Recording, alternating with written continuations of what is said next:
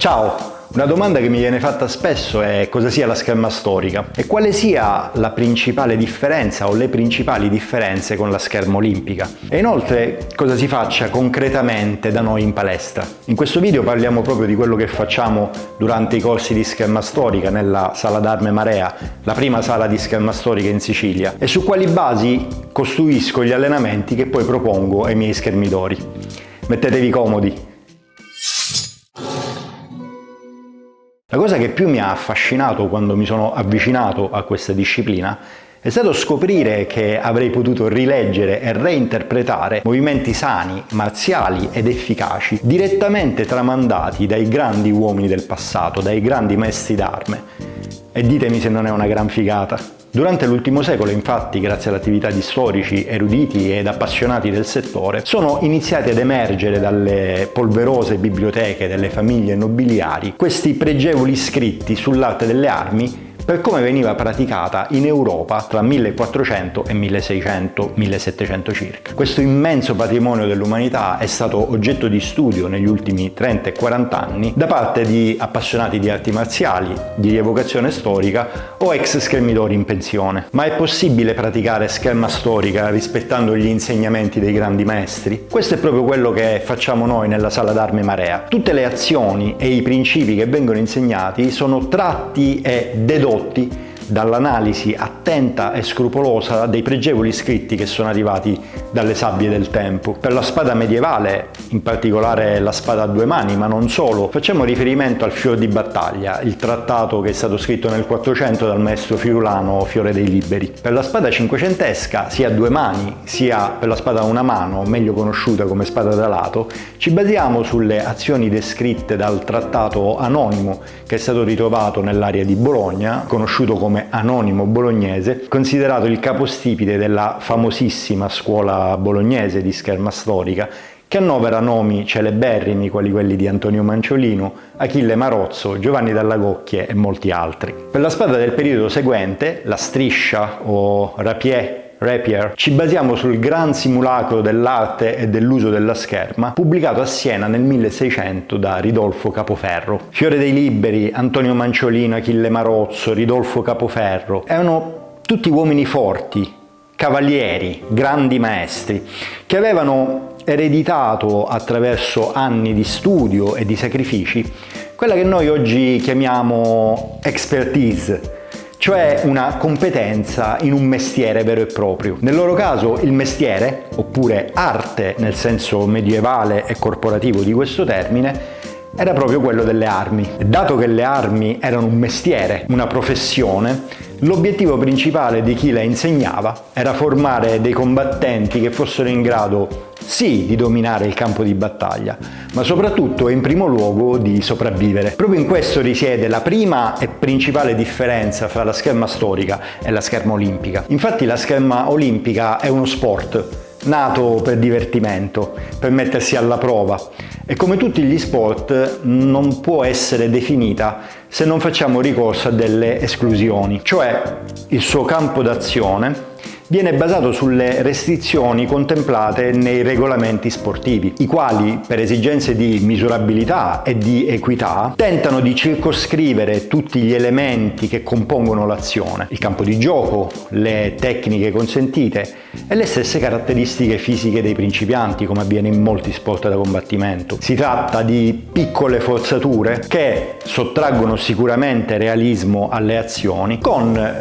l'obiettivo di incrementare sia il livello di intrattenimento per il pubblico e per i praticanti, ma anche di riproducibilità dei punteggi e delle classifiche. Poi ogni regolamento, come sappiamo, crea anche i suoi inganni, come ad esempio quando si è visto in scherma olimpica segnare un punto con il fioretto e subito dopo gettare a terra l'arma per non permettere all'avversario una risposta, restando disarmati. Questa è una pratica che è davvero esemplificativa della grande differenza rispetto a tutto quello che è storicamente descritto nei trattati medievali e rinascimentali. In queste opere, infatti, il consiglio principale, facilmente riscontrabile in ogni scritto di ogni epoca storica, è quello di dare sempre la priorità alla protezione del corpo e all'integrità fisica del combattente rispetto alla voglia o all'urgenza di colpire l'avversario. La scherma storica, al contrario di quella olimpica e proprio per quello che abbiamo appena detto,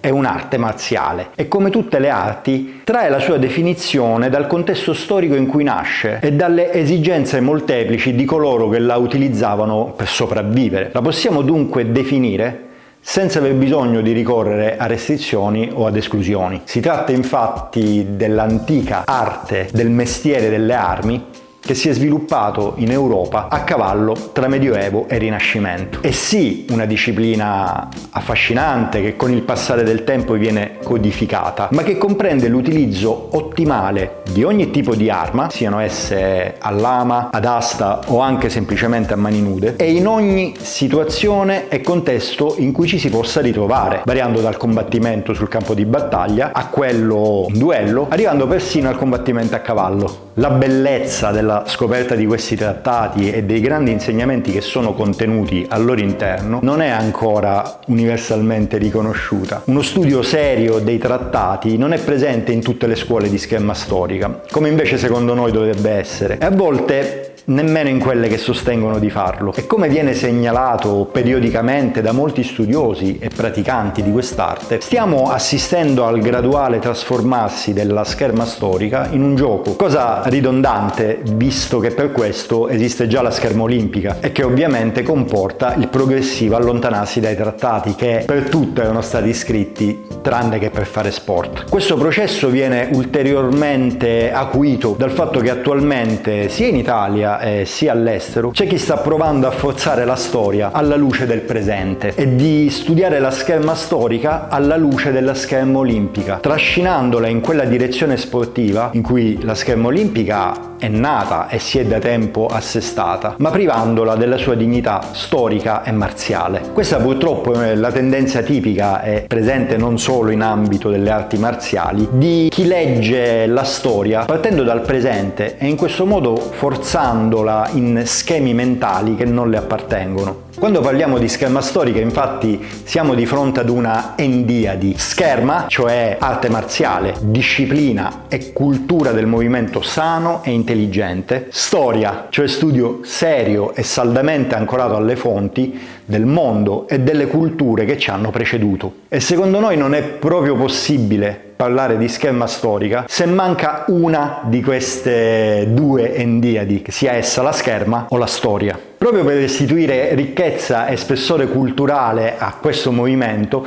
è fondamentale tornare ai trattati e al contesto di riferimento. Nei prossimi video scopriremo chi è Fiore dei Liberi e perché lo abbiamo eletto al nostro trattatista di riferimento per il periodo medievale. Parleremo del suo trattato e di come è possibile leggerlo, studiarlo e interpretarlo. Quindi mi raccomando, non perdete i prossimi video, ma nel frattempo restate liberi con la mente. Studiate i trattati in modo genuino, ma senza strumentalizzarli e volerci leggere quello che vi serve per sostenere le vostre idee, ma con mente aperta, critica e scientifica, restando saldamente ancorati ai principi dei grandi maestri, come facciamo noi nella Sala Marea. Grazie per aver seguito il video, spero che sia stato utile. Se hai domande o curiosità sull'argomento, scrivile pure nei commenti qui sotto. Se vuoi approfondire gli aspetti più tecnici e pratici della scherma storica e vederne i movimenti, non perdere questo video. Se invece vuoi saperne di più sulla nostra sala d'armi, su come ci alleniamo, ti consiglio assolutamente di passare a questo video. Come ti dicevo, questo è il primo di una serie di video su questo argomento. Non dimenticare di iscriverti al canale e mettere mi piace a questo video se ancora non l'hai fatto, in modo da restare aggiornato per i prossimi video. Ti auguro una splendida giornata.